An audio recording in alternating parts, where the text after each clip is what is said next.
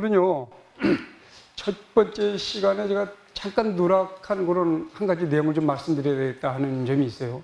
그래서 1번을 중심으로 하는데 1번, 2번, 3번이라는 건 1번은 이제 학자들, 대학 교수들이 이제 삼국유사를 이제 분문별로 평가하는 게 1번입니다. 2번은 이제 원문이에요. 저희가 오늘 이제 복사해드린 책 새로 받으셨죠? 거기 이제 2번이고 3번은 이제 여기에 나오는 뭐 여러 가지 어려운 용어를 제가 추려가지고 또 했습니다. 그러니까 제가 이렇게 왔다 갔다 하더라도 좀 번거로우시더라도 좀 잘 좀 봐주시기 바랍니다. 자, 그럼 이제 먼저 전 시간에 한 내용을 잠깐 좀 봐주셨으면 하는 부분이 있어요. 근데 처음 오신 분들이 있으면 전 시간에 다시 한번 이렇게 복습을 하려고 그랬는데 한 분도 안 오셔가지고 그냥 넘어가겠습니다.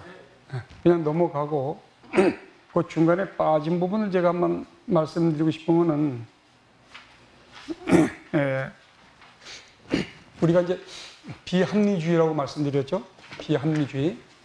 비합리주의는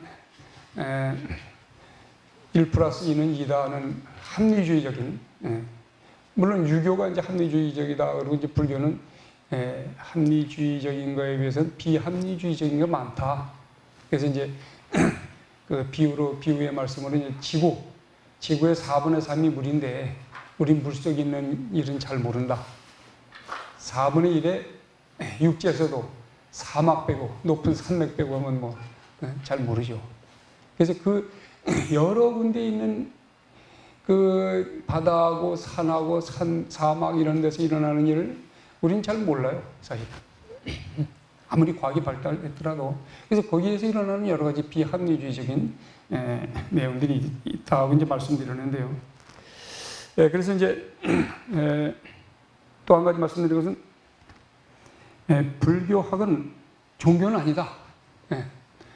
라고 말씀드리면서 붕어빵 이걸 비유했죠. 붕어빵은 빵이냐 붕어냐? 붕어는 아니죠. 빵이죠.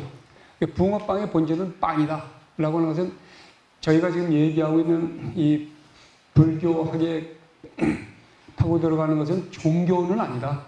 학문이다. 이런 말씀을 드렸습니다. 근데 그 말씀 중에 두 가지 이제 또 구체적으로 말씀드렸는데 먼저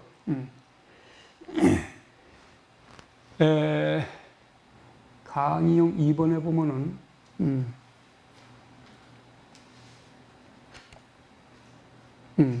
여기 이제 비합리주의를 정면으로 다루고 있으며 민족 자주적인 시각을 나타내고 있다 이렇게 말씀드렸고, 또 하나는 이제 조금 내려가면은요, 맨 밑에 줄에 황하가 궁상이라는 들판에서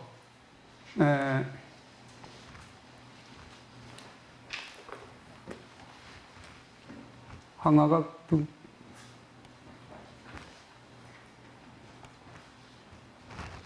궁상이라는 들판. 궁상은 뭐냐면 상자가 뽕나무 상자입니다. 뽕나무 상자. 그래서 여러분들 생각해 보세요. 이 세상에 나무 치고 먹고 그 나무로 또 입어요. 또 뗄감도 뗍니다. 그래서 뽕나무가 참 아주 이로운 물건이다. 이건 아시지만서도 옛날에 어느 지방에서 시집 올 때는 꼭 그 여자분들이 뽕나무 3그루씩을 가져왔다고 해요. 그러니까 뽕나무 열매 먹죠. 뽕잎으로도 싸먹죠. 아무튼 열매 먹고 또 뽕잎에 나오는 누에 가지고 또 이제 옷을 입죠. 명주. 또 그리고 이제 경옥고 만들 때는 꼭 뽕나무로 떼야 됩니다. 경옥고 만들 때는 중탕을 하면서도 나무는 꼭 뽕나무로 떼야 된다. 이게 아주 전통적인 그런 제법에 나와 있는 얘기예요. 그래서 그 궁상, 어떤 궁상에서 논인다. 어쨌든 그래서 궁상에서 논이는데 자신의 백제의 아들이라 그는 신동을 낳았다. 신동이 있어서 또 이제 교합을 해서 소호를 낳았다. 이런 얘기를 이제 했는데 그 궁상이라는 얘기를 제가 잠깐 빼먹어서 한 말씀 더 드리고, 또 하나는 이제 그 집에 가서 한번 읽어보십시오 하고 이제 홍범구주에 대한 걸 이제 말씀을 안 드렸어요. 그렇죠? 홍범구주 한번 읽어보셨습니까? 예. 홍범 구제된 걸 한번 말씀을 드릴까 해요, 지금. 그래서 홍범 구주라는 것은, 어디 있느냐. 유사 3회, 유사 3회 용어풀이에 이제 나옵니다. 홍범. 홍범이란 세상의 큰 규범으로 이렇게 나오는데 그 위에 보면은 우나라 우왕이 만들었다는 9가지의 제왕학이다. 서경 32편에 나오는 동양에서 가장 오래된 역사로 우리나라 고조선에서 만들었다는 설이 있다. 설이 있습니다, 설. 그래서 이제 조금 있다가 아주 장황하게 고조선에 대해서 좀 알아보는 그런 내용으로 하겠는데요. 왜냐면 오늘 들어가는 이 첫 관문이 고조선입니다. 그래서 저도 이 고조선을 어떻게 그냥 엉버무리하게 그냥 넘어갈까 이렇게 생각을 했었거든요, 사실은. 근데 내 자체가 그렇게 엉버무리한 걸 좋아하지 않는 습성이라서 거기 고조선에 들어가니까요. 자꾸 역사가 바뀌잖아요. 특히 이제 이 고조선 역사들은 뭐 어디에 발굴 하나 되면서 그냥 자꾸 바뀝니다, 설이. 네? 그래서 오늘도 이제 그런 그 고조선에 대한, 고조선이 어디에 있던 나라냐? 어떻게 우리가 이해해야 되느냐? 그런 문제에 대해서 좀 말씀드리려고 합니다. 어쨌든 지금은 우리나라 고조선에서 만들었다는 이 홍범 구주, 홍범 구주. 세상의 큰 규범으로 주자는 밭경계 주자다. 그래서 3가지의 큰 9가지 규범이다. 이런 말씀이죠. 거기 보면 첫째 오행입니다. 오행. 수금, 목화토, 수화, 목금토. 또 오사는 얼굴 모양, 얼굴. 또는 말. 또는 보는 것. 또 청, 듣는 것. 또 생각하는 사자, 생각하는 것. 그래서 이제 오사락하고 또 팔정이다 해서 양식 관리, 재정 주관 또는 제사 관리 또는 땅을 다스리는 것 또는 사도라 그래서 이제 백성 교육은 어떻게 해야 되냐. 또 사고, 범죄라는 건 어떻게 해야 되냐. 또 손님 접대는 이렇게 해야 된다. 또 이제 군사는 어떻게 양병을 해야 된다는 8가지 정치, 8가지의 다스림에 대해서 얘기를 하고 있습니다.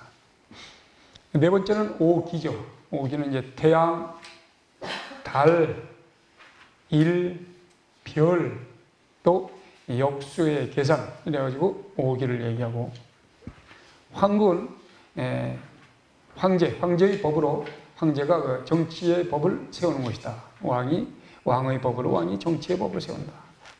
삼덕은 이제 정직해야 된다. 강할 때는 강이 된다. 또 부드러울 때는 또 유국, 부드러워야 된다 하는 걸 얘기하고, 계의는 복과, 복자는 점칠 복자고, 서자도 점칠 서자입니다. 복과 서의 점치는 사람을 임명하고, 그들에게 점치게 하는 것. 점치는 사람을 이제 임명하죠. 예전에는 다 나라에 그런 직책이 있었죠. 네, 점성사들 다 두고 있었습니다. 네, 요새는 지금 대통령에서 무당 해가지고 나오는데 야단을 죽였지만서도 사실은 필요 없다고 얘기하면 또 그것도 맞지 않는 말이 되는가 봐요. 오늘 고조선 이렇게 내용 나오는데도 그런 얘기가 나옵니다.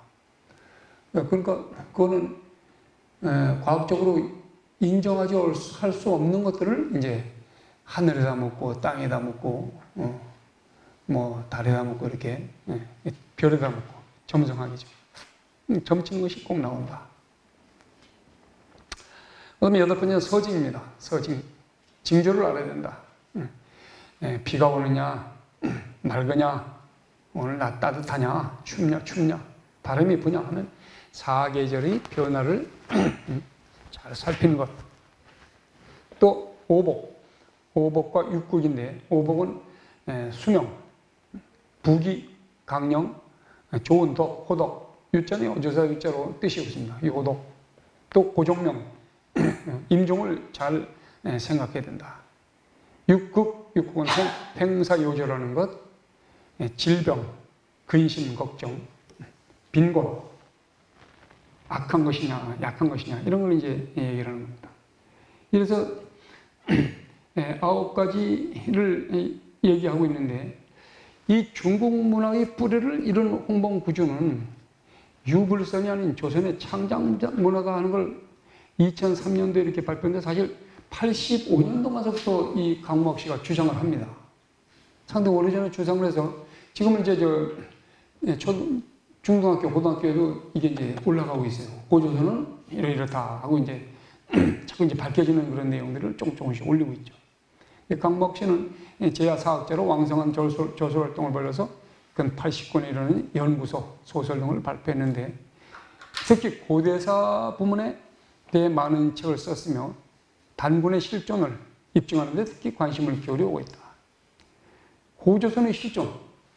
우리가 고조선을 이야기한 것은 지금 우리가 배우는 삼국유사뿐이 안 나오는 얘기인데, 이것을 어떻게 이해를 해야 되느냐는 얘기죠. 그래서 우리나라의 국사교육심의위원회는 89년까지 국사교과서를 개정하기 위한 지침을 지난 87년 6월 5일에 발표했다.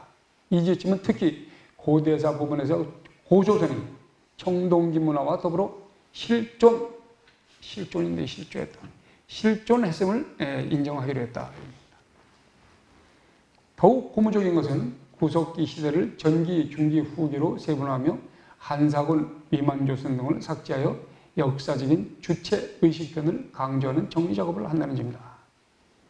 이와 아울러 신라 김유신 장군의 삼국통일편을 높이 평가하고 발해와의 남북쪽 형성을 재정립해서 역사의식을 새롭게 평가하도록 했다라는 것이 이제 87년도, 89년도 이렇게 움직임이니까, 요새는 이제 점점 더 이제 발전하고 이제 정설로 이제 자리 굳힘을 이제 하고 있는 모양입니다. 물론 여기 이르기까지는 제약자들이 줄기차게 주장해온 식민사관, 일본의 식민사관 불식 투쟁이 효과를 본 것으로 사료된다. 그러나 고조선의 실존을 인정하는 것만으로는 충분치 않다. 상고사 부문에 있어서는 특히 구석기에서 신석기, 청동기에 이르는 많은 문화유들이 발굴됨으로써 고조선의 실존은 이에 정설 내지는 상식이 되었다. 요컨대 실존의 문제를 넘어 고조선 문화의 정립이 중요해진 것이다. 우리나라가 적용하고 있는 중국의 경우 춘추 시대에서 주나라 초기까지 많은 기록과 문헌이 있어서 3000년 전 시대의 문화가 존재한다. 그런데 우리 고조선의 문화가 없을 수 있겠는가? 역사학자 아놀드 토인들은 이르기를 일국 단위의 문명은 가능하지 않다고 한다. 그것은 물론 목적론의 학파이거나 또는 학사 법칙, 그리고 사기론 혹은 실증주의 학파에 이르기까지 모두 해당되는 학설이다. 이루 미루어 상고할 때 영토가 적경된 고조선과 중국의 주나라의 문화에서 주에서 많은 문명의 산물이 있는데 고조선은 어찌 미개하여 문자가 없다고 할 수 있겠는가, 이런 얘기입니다. 주나라를 중심으로 한 단위 문화는 실존이고 고조선은 문화가 없다고 말하는 것은 일반성이 없다. 문명이라는 곧 생활이기 때문에 접경된 지역에서 전파되기 마련이다. 그런 까닭에 고조선에도 그 시대 중국에서 있었던 문화가 널리 퍼져 있으리라고 확신하게 된다. 상고시대의 문화교류 실태에서 여기다 한 두 페이지입니까? 한 두 페이지 정도 나가는데 한번 읽어보겠습니다. 중국 춘추 시대의 성류, 아주 유학자죠. 공부자는 수리부작의 석학이다. 그가 춘추 때 조설한 이른바 서경에 고조선의 문화 홍범구주 65자를 은나라의 왕수 기자가 주나라 무왕에게 전했다는 기록이 있다. 무릇 이 기사는 주나라의 역사인 죽서기년, 즉 무왕제위 13년이라 했다. 고조선의 문화 홍범구주는 불과 65자에 지나지 않지만 9개 항목으로 구성된 통치념으로 심오하고 묘미가 깊은 문장이다. 까닭에 주나라는 홍범구주를 통치의 이륜, 떳떳이 지켜야 할 도리로 삼았고 은나라 이래로 전해오던 모든 문물을 홍범구주의 철칙에 의하게 했다는 그런 것이다. 이런 중요한 홍범구주에 관한 언급이 서경은 물론 죽소기년에 기록되어 있다. 그 밖에 한나라 무제 때의 사마천, 사기도 죽수의 기사를 그대로 전제하고 있는데 이는 고조선의 존립을 인정하는 기록이다. 그러나 중국의 사서는 물론이고 많은 문헌이 홍범구주의 문화를 자신들의 문화인 양 변조한 것도 명백한 사실이다. 지금 홍범구주와 중화문화의 관계는 어떤 식으로 되어 있느냐? 이거를 사실은 일본 사람들이 날조했다는 그런 설도 있어요. 위만조선으로부터 시작해가지고 다 날조하니까 우리들은 그냥 처음에 아는 사람들은 저거 다 거짓이다 하지만서도 차츰차츰 시대가 내려오면서 그냥 잊어버리고 인정되고 이런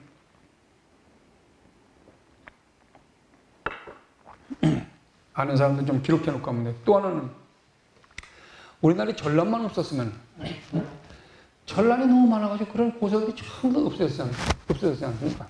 참 다 불태워지고 뭐 사라지고 하니까 이제 자취를 감추니까.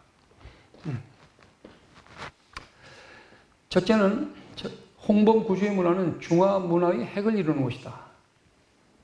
까닭에 당나라가 북방의 돌고를 평정하고 또 고구려를 정복한 후 명실상부한 황제국으로 동방에 군림하면서 고조선에서 전해진 홍범구주 문화를 자신들의 것으로 바꾸는 간계를 꾸몄다. 그들은 은날에서 망명한 기자가 고조선의 왕이 되어 홍범구주를 창작한 것으로 꾸미기도 했고 홍범구주가 당왕의 9년 시수의 기본이라고 주장하기도 했다. 또 복기시와 문왕의 팔계설 등으로 주장하여 홍범구주를 중화문화로 승화하려고 했다. 그들이 그렇게 한 것은 홍범구주를 65자의 원문이면 다 터득한 것으로 착각했기 때문이다. 당나라가 서기 660년 백제를 668년 고구려를 멸망시키고 고구려 백제에서 홍범구주의 원전 문화를 접하게 되기까지 그들은 원문 65자가 전부인 줄로 알았던 것이다. 그러나 사관, 안사구가 율력지 등을 추적한 후 같은 홍범구주의 이념을 기준으로 통치했지만 엄청난 차이가 있음을 발견하게 되었습니다. 그래도 그들은 홍범문화의 철학을 좀채로 터득할 수가 없었다. 중국 주나라 이래 춘추 때에 이르러 공자가 열국을 주유하며 왕들을 설득했던 것도 바로 홍범의 정치를 보급하기 위한 것이었다.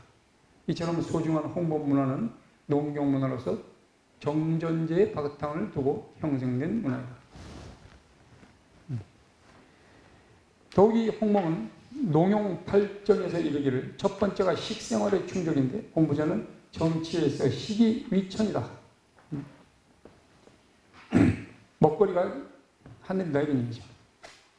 그렇게 했고 재화의 융통에서 저작거리, 즉 시장의 권장을 열국 왕들에게 역설했으며 종묘사직의 제사를 거는 것도 이른바 홍범의 농용팔정의 사상을 높이 평가하고 이를 따른 때문이다.